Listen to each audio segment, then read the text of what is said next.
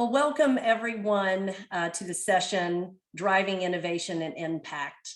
My name is Paige Motes. I am the head of global sustainability at Dell Technologies, and going to talk to you a bit today about what Dell is doing in the sustainability space, how that connects to our broader ESG vision, how we're using our goals and our priorities and our advancements to also engage with our many stakeholders around the world, and also hopefully engage you all, find out what you care about, what you're doing.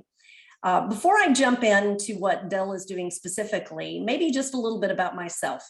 So the ECI is really important to me. I actually had the great benefit of sitting in the ECI board a number of years ago because I too had a role for a great long time within the ethics and compliance space, and specifically at Dell. I was deeply involved in the ethics and compliance organization for about a decade. I moved over to the sustainability organization in 2019, and boy, it's been a journey. But I have to say, for any of you that are wondering, is there a connection to how ethics and compliance, practitioner work, professional work, and knowledge and skills can be transferred to broader ESG topics? The answer is absolutely 100% yes. And I am living proof of that, but I definitely think that there's an amazing amount of capability that ethics and compliance and risk and governance professionals bring to the table to help advance in these broader spaces, these pillars underneath ESG. So hopefully that'll give you a little taste of some of the thinking that I bring to the role.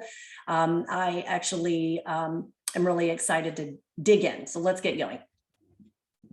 So, when you think about the space of social impact, and ESG obviously contains a broad set of things that we want to talk about, but at Dell, we like to think of some specific pillars and the work to advance in those pillars around this concept of social impact. And as you can see from the screen, we really do marry and bring together multiple pillars around social impact.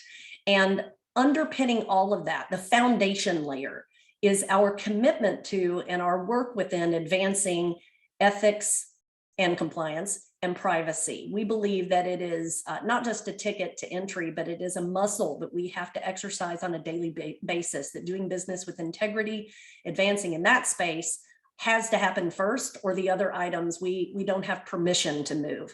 So that's a really important stake in the ground. I lead advancing sustainability pillar for Dell, and the majority of the conversation today is going to be geared there. However, I do want to make sure that everyone understands how we interrelate with other pillars and how we think about it at a broader ESG level before I jump into my pillar specifically.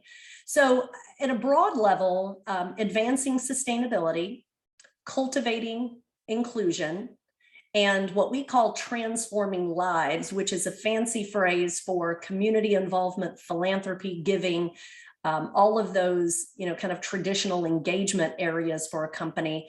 All three of these particular pillars really work very closely together, even if, and in the case with Dell, they don't roll up to the same organization.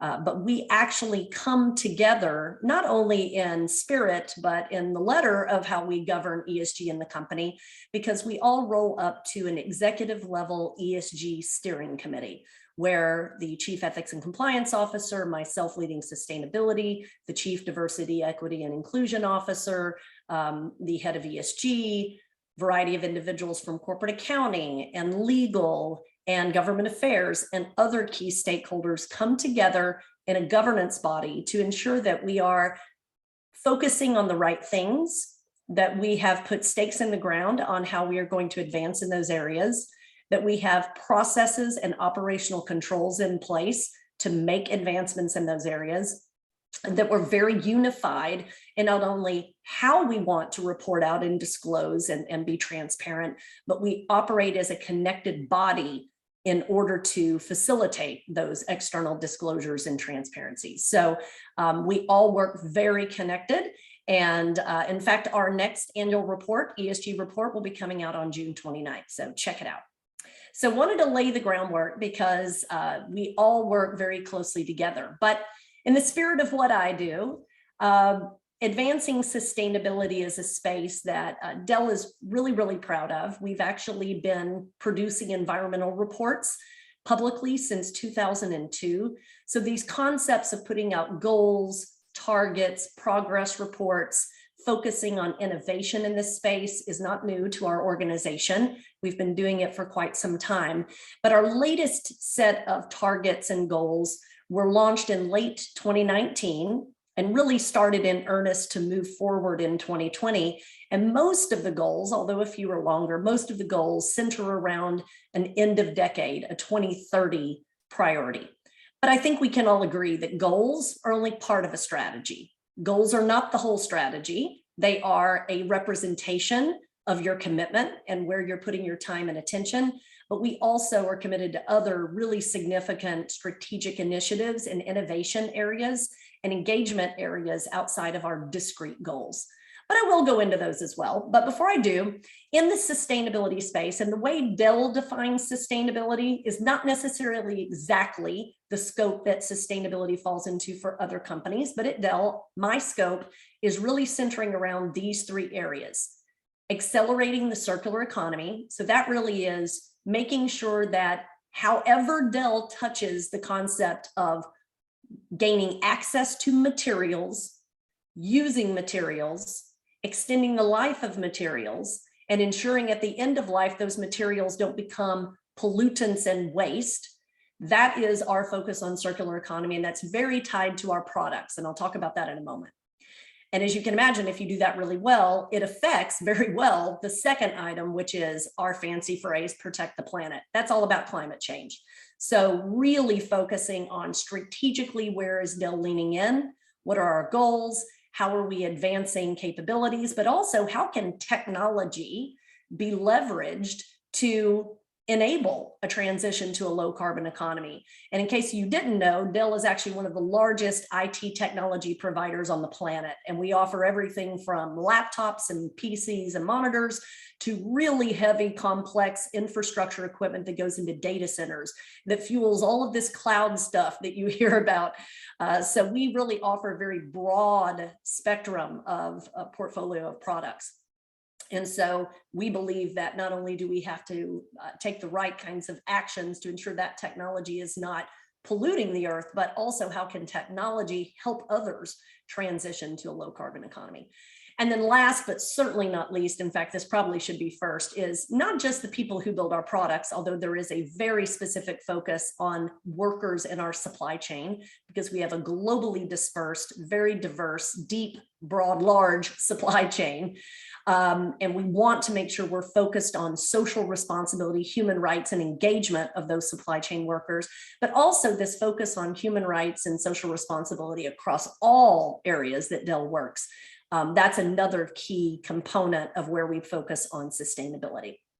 So that is the thematic approach to sustainability at Dell. Let's dig into a little bit of detail. So we have put out some pretty ambitious goals as a company. And I mentioned one of our first themes around sustainability is advancing the circular economy. So we have put out a three-part, what we call a moonshot goal, not because moonshots are impossible. If you believe, as I do, that someone did make it to the moon, then it proves that you can get there, but it takes a lot of ingenuity, a lot of innovation, a lot of collaboration, a lot of thinking beyond the current borders. And in some ways, a wing and a prayer for that last mile. But our three-part moonshot goal around circular economy is really important to us because it really does center around the products that we make. So first of all, we've committed that by 2030, for every single product that we make and we put out into the world, that we sell, that we will take back an equivalent product and we will either reuse, hopefully reuse, we want to extend life, or recycle at true end of life a product. The great thing about that recycle piece is that we're not just recycling and selling it off for component parts. We want to reuse a lot of that material to make new products. And I'll come back to that. The second portion of the moonshot goal is that 100% of our packaging will be made from recycled or renewable material. Now, that might seem easier to do for a laptop. If you've ever ordered a Dell laptop I just did last year for my child that went off to college, And the package that it came in was gorgeous. It was beautiful. And it even included, and I'll talk about some other innovations in a minute, but it included a tray that the laptop sat in that had a beautiful imprint of a whale. Why? Because we actually purchase plastic from the beaches and waterways of places like Jakarta, Indonesia, where that plastic is not being captured in traditional recycling modes. And we actually reuse that plastic to go into our packaging in many cases. And so that packaging not only is a vehicle to ensure that your product is delivered to you safely and cosmetically and intact, but also packaging is your very first engagement with the product. Just think about it. Any product that you buy, the very first thing you touch, whether it's the packaging it's made out of, or even a shampoo bottle, its vehicle is a package. That is your first impression. And we're doing a lot of work to make that first impression sustainable. That means dematerializing, using less packaging, but using different kinds of materials. And I'll talk about some advancements there in a minute, but we're at about 90% right now. That last 10% gonna be hard, especially since we have multi-thousand-pound equipment that we sell. And then the final piece of the moonshot goal is around our products. So I talked about the very large portfolio that we have. We've committed that over half of our product content, the materials used to make those products, will be made out of renewable or recycled materials. That's a really big stretch. And I'll talk about what we've done in the past, but this is an area where if we do the first part of the moonshot well, we actually have feedstock to help make new products. So why do we do this? Well, I talked about how we want to be sure that as an IT provider, as a large technology provider, we're taking responsibility for our products. And the reason why that's so important is because sadly, e-waste is the largest growing waste stream in the world. It's shocking how fast the e-waste stream is growing, how many electronics, not just laptops and computers, but any kind of electronics are ending up in landfills. Not only is that a pollutant in and of itself, but e-waste, as it's attempting to decompose, puts out pretty significant amounts of emissions into the air. So we have to be incredibly careful in how we are making our customers aware, but creating programs and very tightly monitoring those programs to be able to take back electronics and reuse those or recycle those properly. And that's because only about 20% of all electronics are actually properly recycled. It's sad.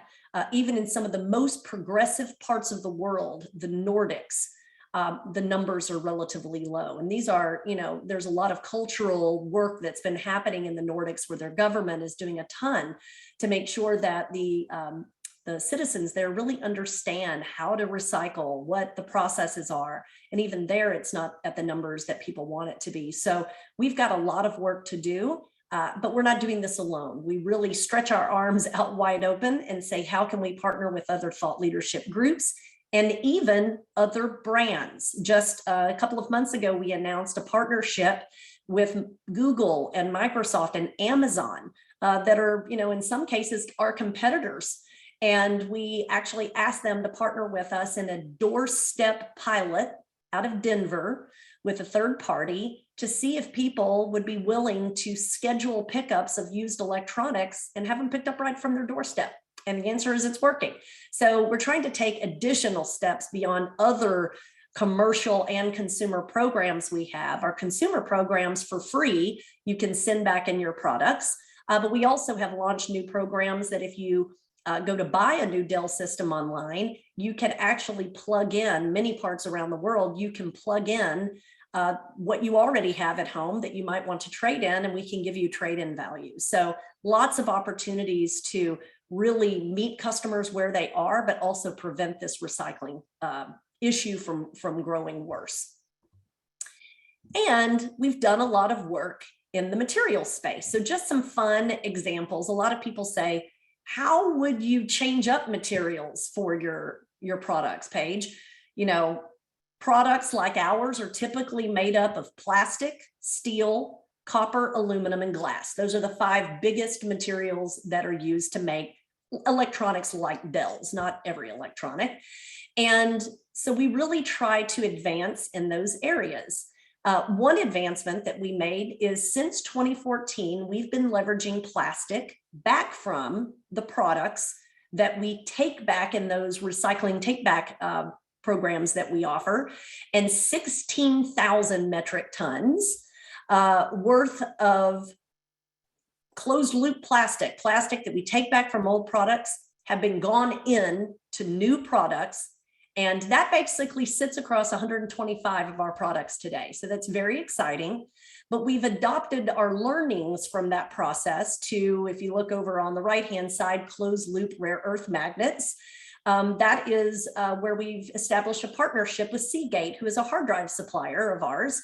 And we leverage the returned products, the drives, the hard drives, where we extract the rare earth magnet and reuse them for new drives. That's incredibly helpful from a pollution standpoint, but it also is helpful because it limits significantly the new mining of rare earth magnets. And there's both environmental as well as social and human issues there. So lots of work happening there. We also have done some fun things. I already talked about ocean-bound plastic, where we're taking plastic from beaches and waterways. We're working with third parties to aggregate that plastic. We not only have it in a lot of our packaging, but just 3 weeks ago, we launched it inside one of our laptops, a Latitude laptop, as well as a couple of our Optiplex desktops, where the fan housing, the case that houses the fan inside, a big percentage of that fan housing is made from ocean-bound plastic. Kind of cool. Another cool thing is that we use, you know, when you drive by one of those places where old cars go to die, right? It's a lot that has old cars dating back to even the 60s. They've been smushed and then they salvage various parts for cars and trucks. We actually have partnerships with a number of different vendors where we extract the polymer, the plastic that sits between both panes of glass on your windshield, where that polymer can actually be melted down, adjusted a bit, and it is now a coating on one of our lines of soft goods, which are backpacks, laptop sleeves, and briefcases to carry around Dell systems. So that's kind of fun. And we also very recently launched a new Eco Loop backpack series where that ocean-bound plastic material that I mentioned is the woven fabric that makes up 100% of the outer layer. So kind of fun there too. We've also done things like bioplastics. So we buy other people's waste. We actually buy tall oil, which is a waste byproduct from the paper pulp making industry. We use that tall oil to make a resin that is bio-based tall oil, but it is not a food source that for either humans or animals. And it actually mixes with a post-consumer recycled plastic to be in the base of a couple of our laptop lines. Very cool. Another example of that is reclaimed carbon fiber. The aerospace industry uses carbon fiber to make their airplanes lighter and stronger. Well, we use scrap carbon fiber, apply technology to it to make it recyclable, and then we put it in some of our laptops and desktops and displays to make them lighter and stronger. I would not recommend taking a Dell laptop and shoving it off a roof and see if it flies. It will not fly. But I will tell you that it is fun that we can take someone else's, I won't call it trash, scrap, and make it our treasure. And then finally, we've done things like captured air pollution in India through a third party, literally capturing the smog and breaking it down and putting it into capability to be printable ink on our boxes for our packaging. So lots of ways in which we're trying to affect change for climate and circularity, but literally drive new sustainable attributes in our products. So if you are a customer of Dell's, whether it's a consumer product or through your, company issues you a Dell laptop, 9 times out of 10, one of those systems has some pretty significant sustainability attributes. And thank you for being a customer. I'll now transition to climate change, because this is, and I do mean pun intended when I say the hottest thing on the planet. Everybody is focused on reducing carbon emissions. And you can't turn on your television without seeing a commercial of people talking about their goals, talking about their commitments, talking about planting trees, talking about greening their fleet, whatever it is, everyone is doing it. And I will tell you, Dell is doing it also, but it is not new to Dell. We've been doing this for a very long time, but we now have a net zero goal that we will fully abate about 90% of those emissions by 2050 and hopefully not have to offset more than 10%. Don't hold me to that, but that is what our goal is. But it means that we have to have interim goals or targets each decade until we get there to show and prove that we are making progress. And so one of the places that we're making progress is in our scope 1, which is the things that we own, right? That is our facilities, our 4 walls. So we are further committing to an additional 50% reduction in emissions in our own operations. We also are converting to 100% renewable electricity. We commit to about 75% of that by 2030 and 100% by 2040. And then we also look at what we call scope 3. In Dell's footprint, the largest portion of where Dell's carbon footprint as a company resides in scope 3. Probably the biggest portion is the use of our products by our customers. But another significant portion is the emissions generated from our suppliers. So we have specific supply chain goal to help especially our direct materials suppliers reduce their emissions by 2030 by 60%. And we're making a ton of progress with them. But also we just closed out our first generation product emissions reduction goal. That closed out after almost 9 years. We committed to reducing the energy intensity of our products, and we closed out at about 76.7% across our entire portfolio. We were able to squeeze out the energy intensity of that much by that period of time. We are continuing in that journey, but we're working right now on our second generation next level goal that will take us through 2030. So more to come on that. It hasn't launched yet. But I hope you see that Dell's commitment is across all scopes. Where this really is an interesting factor, especially with ethics and compliance, is you may have seen that the SEC is taking very special interest in potentially, in fact, they have a proposal out that reveals their intent to head towards public disclosures around emissions within things like 10Ks starting in a couple of years. We knew that this was likely coming. So we've been setting up for this for quite some time, but this is really bringing a new level of rigor and scrutiny to this space.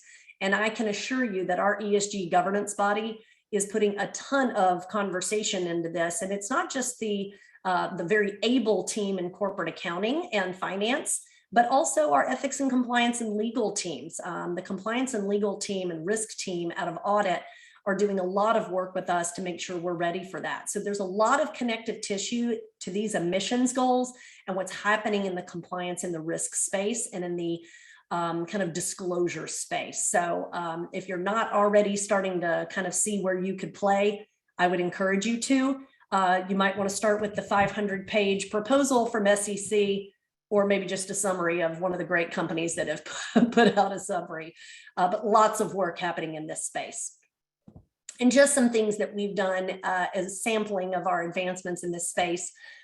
We actually own 7 of our own manufacturing plants. We also work with OEMs that help us manufacture, but we have 7 manufacturing plants, 2 in the United States, 2 in China, 1 in Brazil, 1 in Ireland, 1 in India, and 1 in Malaysia.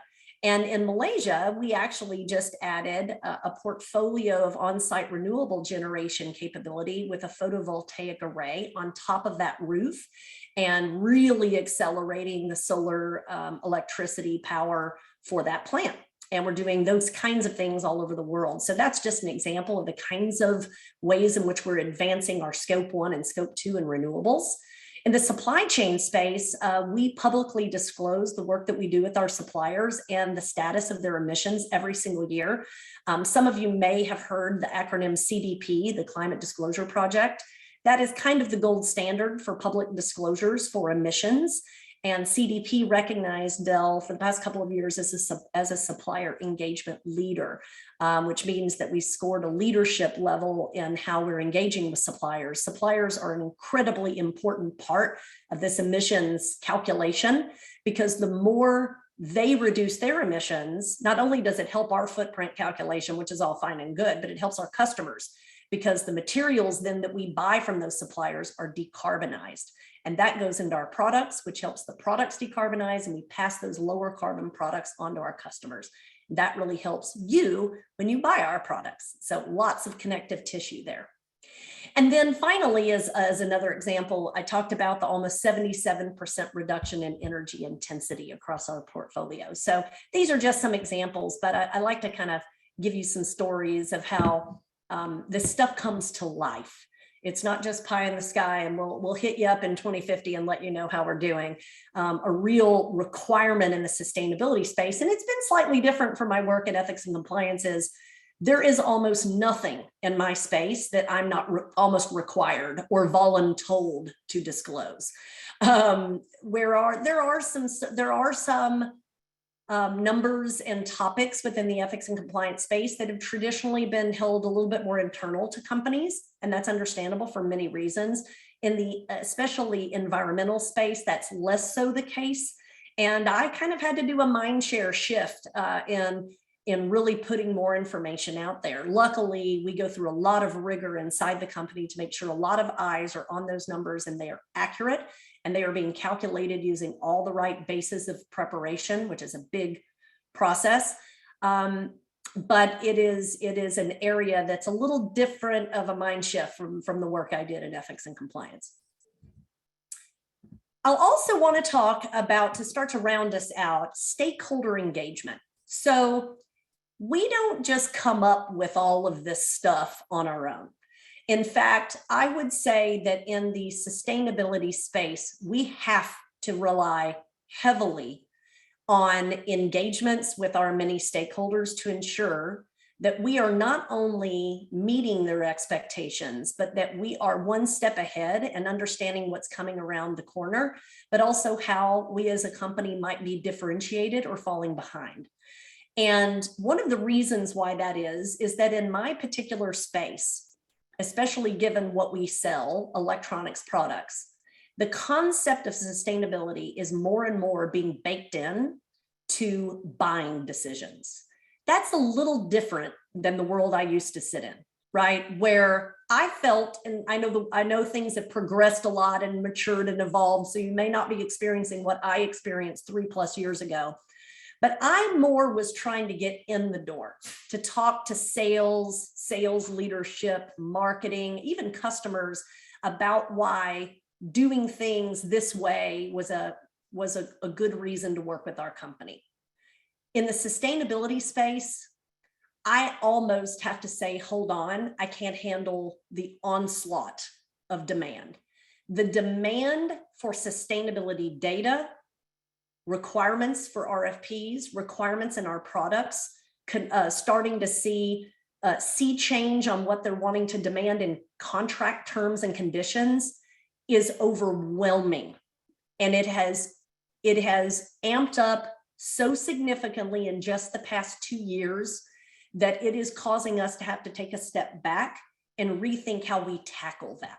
So a big part of my job and the job of my team, and I have a relatively small team because so much of the execution of sustainability happens in parts of our business like supply chain, procurement, manufacturing, product development, et cetera, facilities. A lot of the work my team does is knowing who are stakeholders and talking to them. Routinely, I meet with media, analysts, NGOs, government entities, and customers all the time. In fact, I personally met last quarter with 50+ customers. These are both IT decision makers and chief sustainability officers. I've never had that kind of customer engagement in my past life. It's almost overwhelming, but it's also great, because I think this is where ESG is going overall. This isn't just a sustainability conversation. This is a broad ESG conversation. So I would say get ready if you're not already getting focused. on engagement, especially with customers, you may start seeing that come.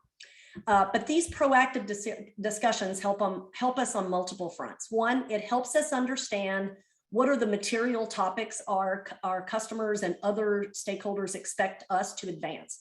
This word materiality is not the same thing as financial materiality. I've noted that on the bottom, but we call it materiality because it is what are those things that are most important. And it doesn't mean it's necessarily the most risky, the way we would define it in kind of the ethics and risk and compliance space, but it is those things that they expect constant transparency and progress. So that is a very important aspect of what we do. We also have created an entire structure around monitoring every RFP we can get our hands on and inquiries that come into the company about this space. We have seen an exponential growth in RFP and inquiries around the ESG space. About 70% of that is focused on my space, sustainability today, but I anticipate that's going to evolve and change and be much more comprehensive in the near future. It's just when you're tying so much of it to our products, it makes sense why it comes into me right now. But I can tell you that about 95% of the RFPs Dell gets has some kind of ESG question in it. And my gut is your companies have the same, whether you know it or not. So I would definitely start to familiarize yourself. But we take a lot of those RFPs, those inquiries, and we use them. Sometimes those are lagging indicators, but it helps us use that information to understand what we're missing as a leading indicator, number one. Number two, it allows us to use it as proof points and business case backup in directions we want to head.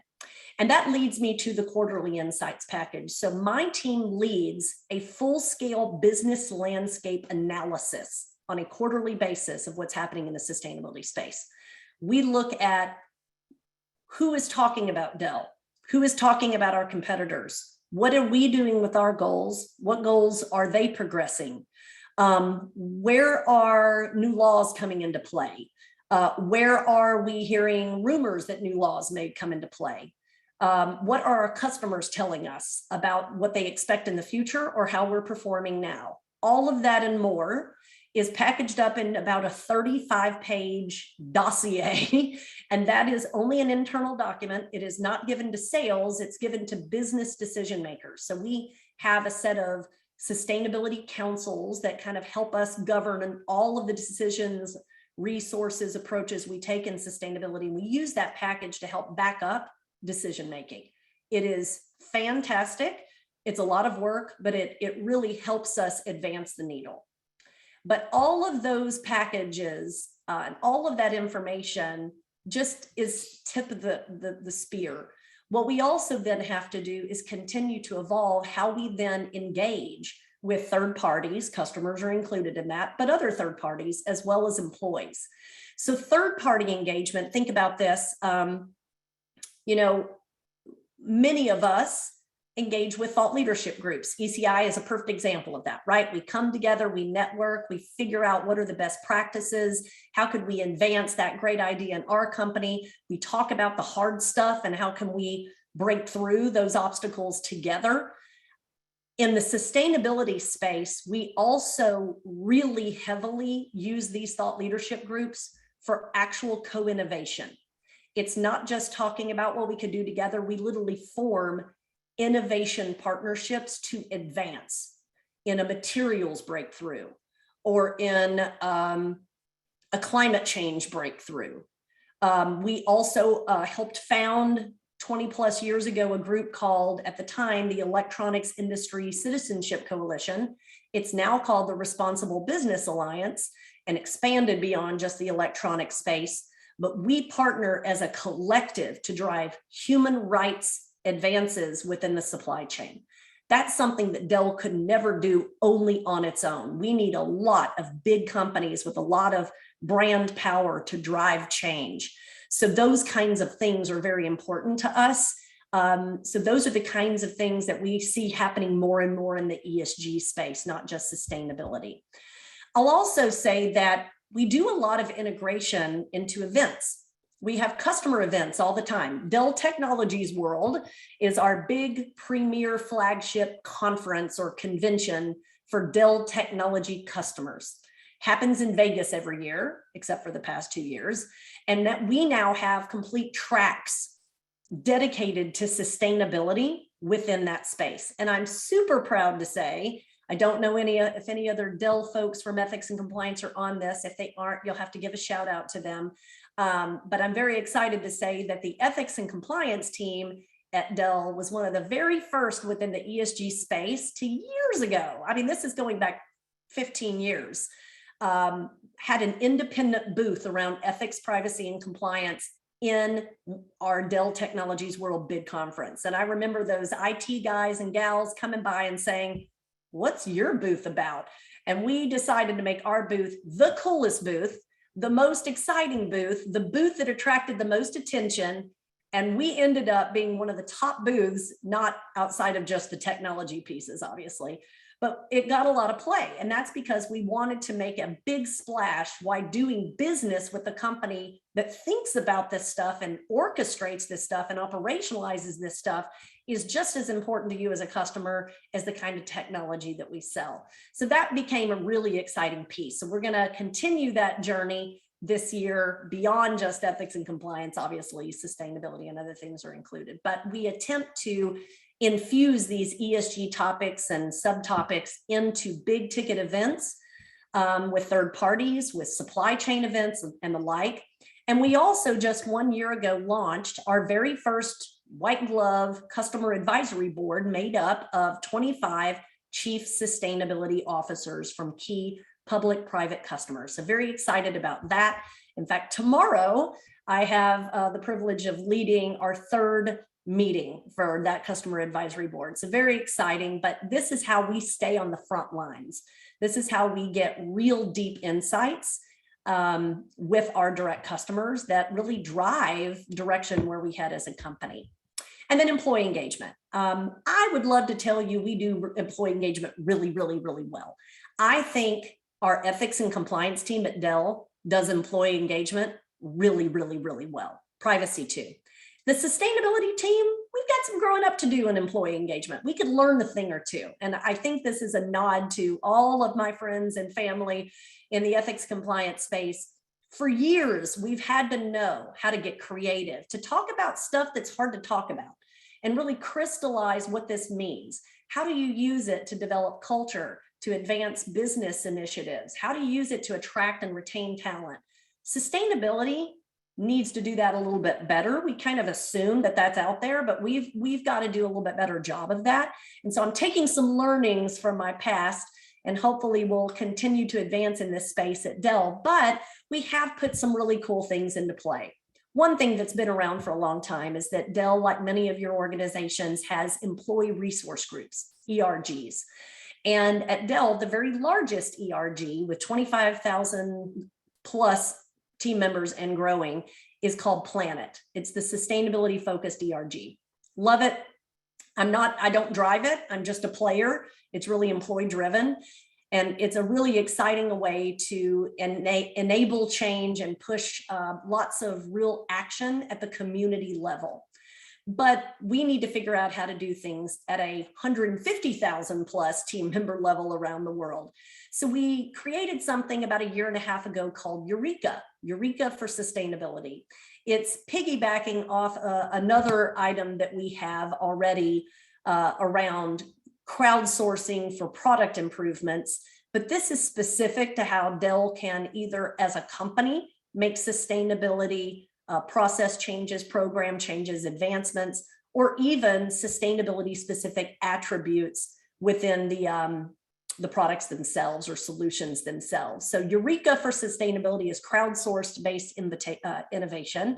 I was able to procure some funds, not a ton of funds, but some funds as a line item in my own budget, that if a good enough idea comes through that we need to catalyze and start to see how that could be workable, any kind of innovation process is a funnel, only a few things actually end up being enacted. But if there's something that looks like it could have that trajectory, I can fund a proof of concept or a feasibility study or a pilot. So that's really exciting. We have a number of those underway right now. Wish I could talk about them, I can't. But also with employees, we do event integrations. So we have our tens of thousands of salespeople around the world come together once a year for field readiness, kickoff for sales. We integrate tracks on sustainability at a high level, but also product-oriented attributes for sustainability. And other key events with our broader team members to try to bring sustainability where they are. And then we try to integrate curriculum into things like our code of conduct training and other things. Again, I think we could do a better job to get creative and provide just-in-time awareness like our colleagues in ethics and compliance, but we're working on it. And I think that engagement piece will continue to be really important. So just wanted to give you some stories there. So with that, I want to start to pivot to some questions and answers and maybe a few other stories that I could tell based off of that. Looks like I've got a few coming in. So I want to get started. Looks like the first question that came in says, you said the emission reduction goal for the supply chain is per unit of revenue. Can you clarify how this works? Yes. So what that really means is it's an intensity-based goal. We look at those suppliers that make up the most significant percentage of where we spend money in the supply chain. And those are the first places where we're reducing that 60%. So it's the emissions based off of that subset of our suppliers. Now, we've looked at our supply chain and a large portion of our emissions does come from that set. As you can imagine, our big materials suppliers are where the bulk of those emissions come from. But that's what that means. It's an intensity-based goal today, not an absolute reduction goal, but we're thinking about how we can actually move the needle to a full absolute emissions reduction goal in the near future. Great question. The next question, can you speak a little about the front end work that was done internally by your compliance, governance, ethics teams to move the initial pieces to getting sustainability to the forefront at Dell, with the idea that some of our employers are just now starting to think about ESG? Okay, so I would say it was a collective of getting ESG to the forefront. So it is not accurate to say ethics, compliance, and governance moved the needle. They were invited to the table to help move the needle. So the good news is, and many of this will resonate with many of you, the ethics and compliance and risk and governance side of the house has been thinking about risk and risk structures and risk, at least internal reporting and up to the board for forever, right? That is a muscle that is well exercised, and those structures are very robust and they are very well-oiled machines.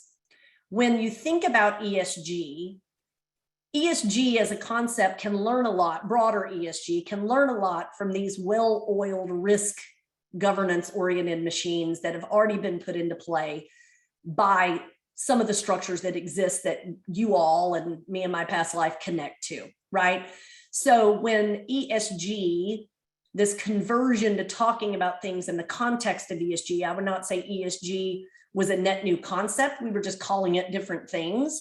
When ESG as a real collective started to gain real traction at Dell, we recognized early there are some good things already in play, and we need to bring those people to the table early, not only to provide guidance and best practices around these pieces, but keep them as part of the governance body.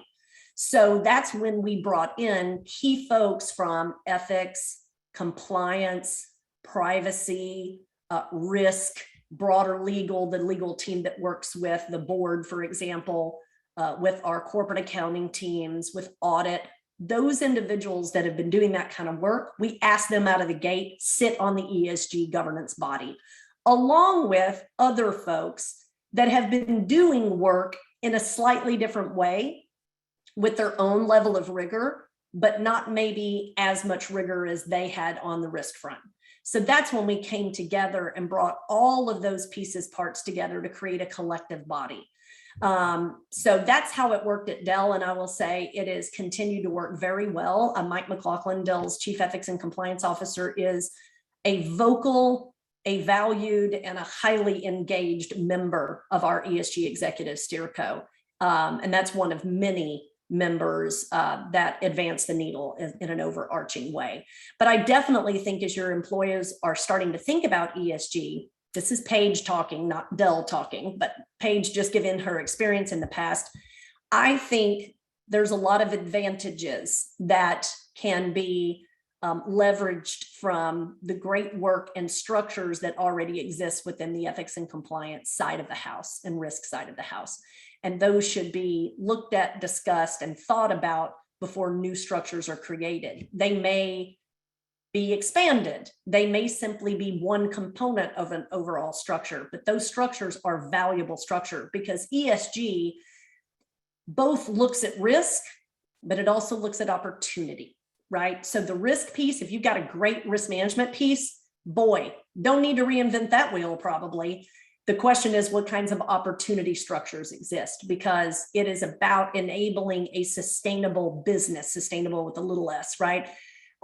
Long-lasting, viable, money-making, doing the right thing, but business that's in business. And so those opportunity pieces are sometimes the pieces that have to be much more developed.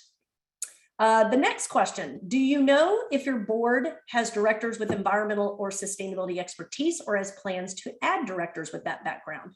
So I think we've got, and I will be honest with you, I don't think we have dug as deeply as we want to dig into that with their backgrounds, but we've already started to have these conversations with our board. We do meet on a quarterly basis with the board, but this direction of what is the level of expertise around these types of topics, maybe not just sustainability, maybe it's ESG overall, those conversations are happening right now, but I don't know the next step decisions on that and probably wouldn't be able to say it yet until some decisions are made, but those conversations are happening. Next question. Oh, you guys have great questions. How do you build integrity in tracking and reporting sustainability metrics to make sure people don't manage activity in a way that just meets goals? Boy, what a great question. Reusing equivalent products to ones that are bought, for example, seems like it could have potential to game the metrics. Absolutely agree. As not just the SEC, but any of our key stakeholders are putting more and more focus on the numbers. Those numbers need to be well thought through. The process to calculate them needs to be vetted and assured, and there needs to be checks and balances, right? And there are, in the ethics and compliance space, I think some areas where there's a lot of good, again, best practices here, right? Think about a helpline. A lot of us, not all, but a lot of us use third-party helplines.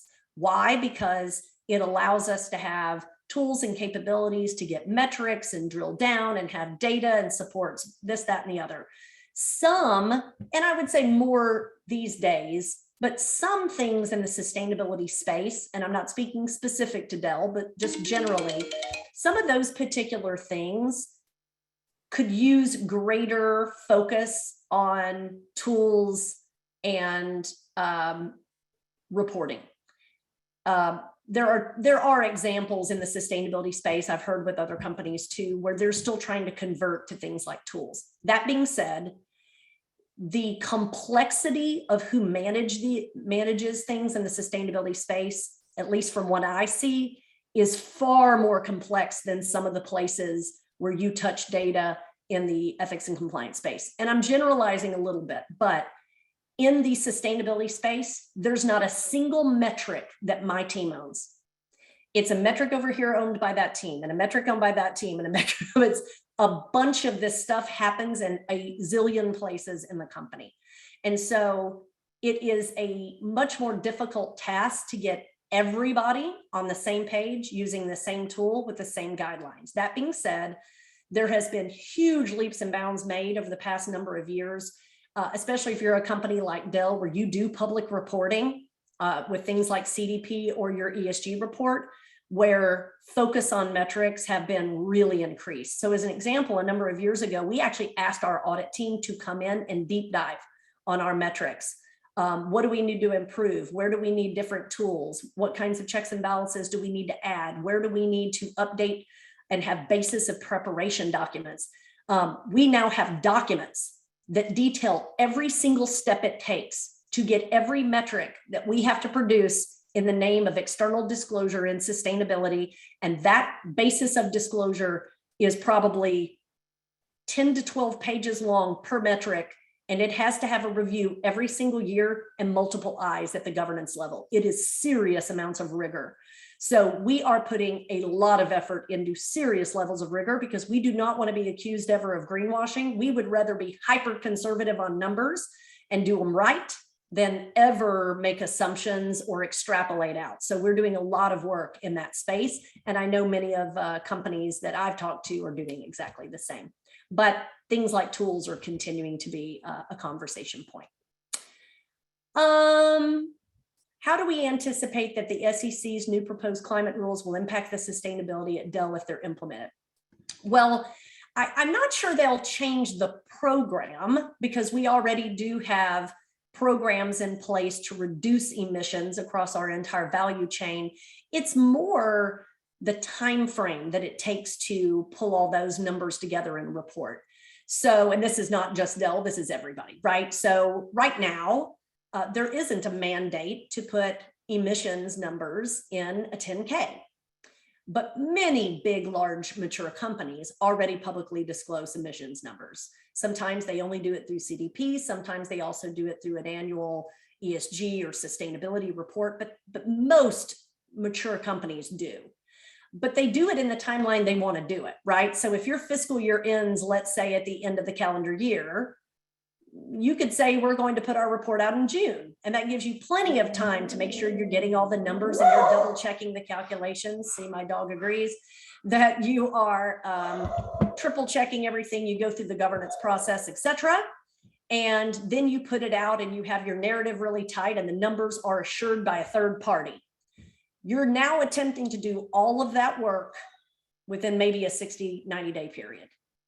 It's the time frame that is the biggest pressure point, right? I'm oversimplifying. There's a lot of pressure points, but that is a very key consideration, right? When you're trying to compile the numbers, assure the numbers, test the numbers, and get a third party in many cases to assure them too, because we like them to be audited. So that's a real complex piece. But lots of other interesting complexities depending on what the final rules end up being. I know we're all still in a comment period. What kinds of data repositories? I'm doing a time check. I think I have 5 minutes. What kinds of data repositories do you use for your sustainability metrics and reporting? Were they developed in-house or secured through a third-party service provider? It's a hodgepodge. I would say for our facilities data and our supply chain data, and for some other particular data points, they are through a third party, but it may be one third party through facilities and a different third party for supply chain as an example. Whereas we may have some homegrown internal items relative to the emissions from our products. We're thinking about strategically where we'll go in the future on that. But my team, we're very delighted, has been given some funding to go create a centralized data lake for all data points relative to Dell sustainability. That we hope not only can each individual data point be better managed internally, but also could be combined for custom reporting in certain ways. So we kind of need to make sure that before we think of any new tools, how does that all get organized to make sure we're pulling things that exist already? And then how do we then, is there a single source tool we want to use? We're not down to that kind of decision making yet. But lots of different kinds of tools are in play today. Do you have any data on just how important sustainability is to your customers compared to price, quality, and other considerations? We've done a number of studies with some third-party research firms. We haven't produced those externally yet, so we haven't published them externally that I'm aware of, but we do use them to better understand where customers' sentiments might be now versus where they might be changing. I don't have those data points on hand, so I'm not going to be giving you any specific data points, but I will say that anecdotally, we are seeing that sustainability attributes are becoming more and more important to our customers. It used to be, do you have sustainability goals and do you put progress against those? It's no longer those kinds of questions. It's what kind of percentage of recycled plastic exists in the products I'm looking to buy from you. It's becoming much more bespoke. So we are seeing proof points that there is a sea change. How far that will go, it remains to be seen, and how much weighting they're putting on that is a little all over the place. I would say our customers in Europe are very progressive, but the United States customers are starting to come along too. It says, I think I can take a few more questions and then we'll have to close out. Man, you guys are awesome. Okay. Paige, you mentioned the increased demand for sustainability data and rethinking how Dell handles those requests. I assume the large amount of data, I assume the large amount of data as well. Do you have any best practice to share in regards to gathering, analyzing, and sharing the data?